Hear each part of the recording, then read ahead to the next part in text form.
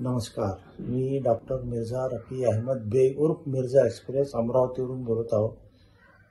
दिल्लीला अखिल भारतीय मराठी साहित्य संमेलन होऊ घातलं आहे. ही आपल्या सर्व मराठी लोकांसाठी, विशेषतः महाराष्ट्रीयन लोकांसाठी आनंदाची, अभिमानाची आणि गौरवाची बाब आहे. त्याबद्दल मी आयोजकांना त्याबद्दल धन्यवाद देतो, त्यांचा आभार मानतो. आणि आपण महाराष्ट्रीयन लोक आपल्या मराठी भाषेला अभिजात दर्जा मिळाला याबद्दल शासनाचे आभार मानतो. दुसरी महत्त्वाची गोष्ट अशी, आपण सगळे मराठी असल्यामुळं, महाराष्ट्रीयन असल्यामुळं आपण आपल्या मराठी भाषेच्या प्रगतीसाठी, तिची प्रगती व्हावी यासाठी आपण प्रयत्न केले पाहिजे या मताचा मी माणूस आहे. माझी एक छोटीशी कविता आहे. मी फार मोठा कवी नाही आहे, परंतु माझी एक कविता मराठीबद्दल मी लिहिली आहे.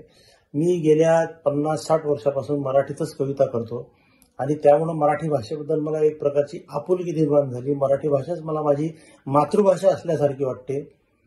मी एक छोटीशी कविता अशी लिहिली होती. मराठी भाषेचा मी त्या माझ्या पद्धतीनं गौरव केला होता त्या कवितेत, की मराठीनेच तुकड्याला तुकडोजी केले, मराठीनेच तुकड्याला तुकडोजी केले, गाडगे बाबा मराठीतच जन्म घेऊन गेले, अमृतासंग पैज जिंकते अशी मराठी बोली, अभयाची उंची जिले समुद्राची खोली, प्रत्येकाने अंतरात्म्याच्या हुंकारावर डोलावे आणि मराठी माणसाने मराठी माणसाशी मराठीतच बोलावे. ही एक माझी अपेक्षा आहे, माझी मनीषा आहे.